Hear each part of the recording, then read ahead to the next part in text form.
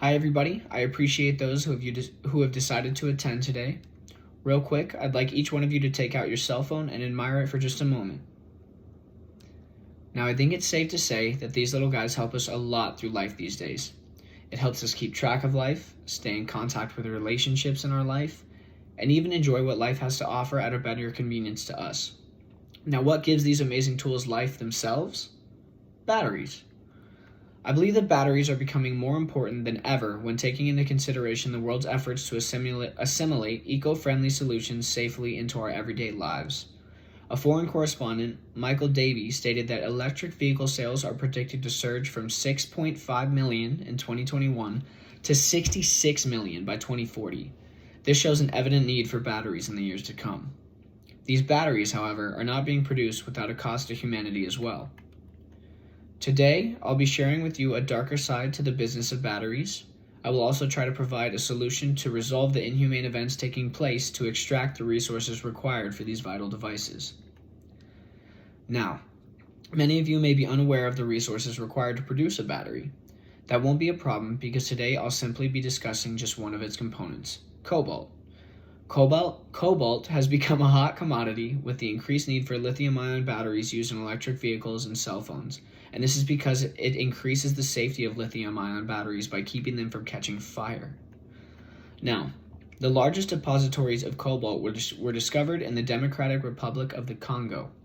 In specific, southern Congo sits atop an estimated 3.4 million metric tons of cobalt, almost half the world's known supply. With this discovery, massive industrial operations have been established, primarily by Chinese-owned businesses.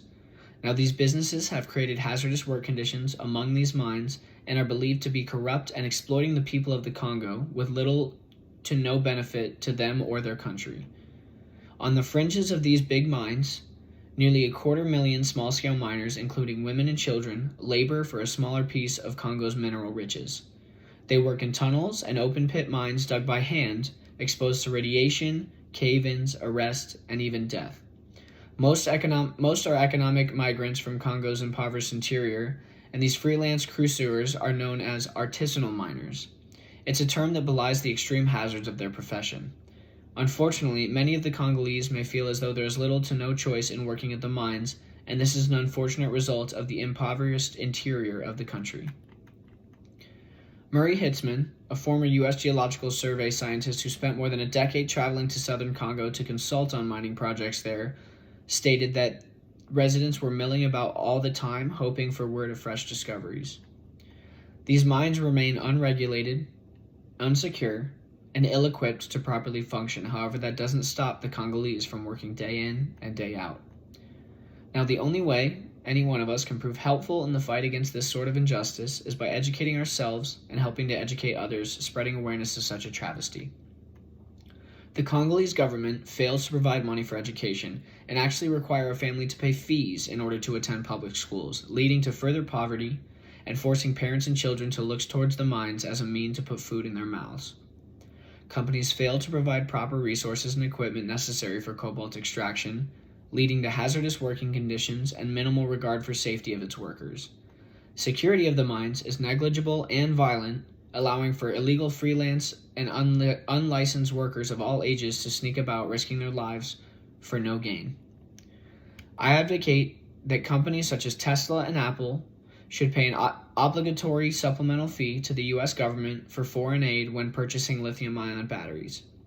Now, this fee would help to fund and improve mining operations overseas within the Congo via equipment, security, and regulation, as well as provide aid to families who've migrated to work these mines.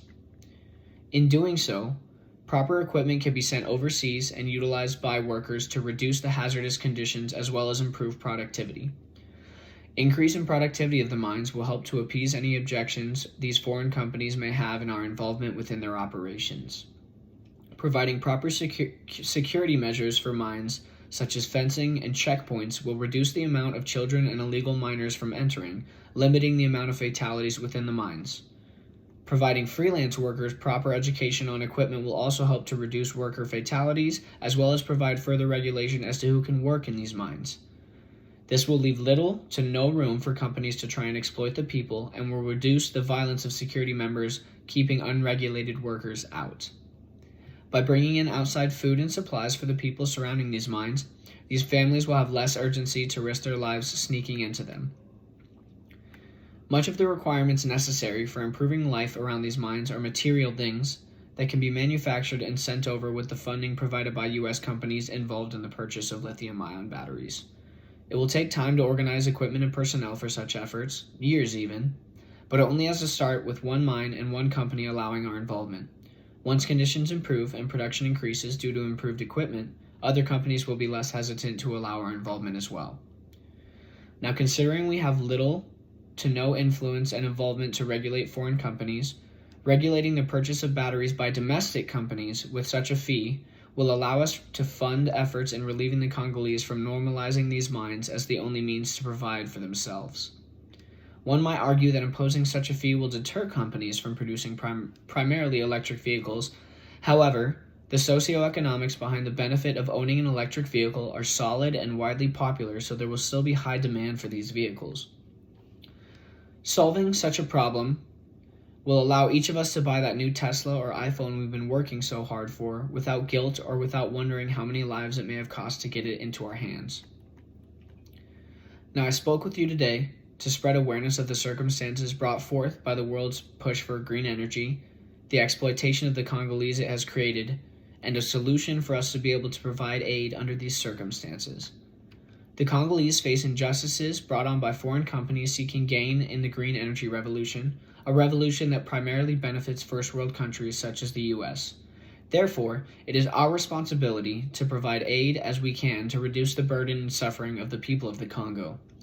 Simple policies being set in place for the involvement of purchasing lithium-ion batteries is all it would take to fund materials and resources required to provide aid. I implore that you share what I've had to say with those around you and to spread awareness as you can. Unfortunately, every day we waste is another day a life may be lost for our overall benefit. All it takes is spreading the word and creating an urgency to help. Thank you for hearing what I've had to say and allowing me to educate you today.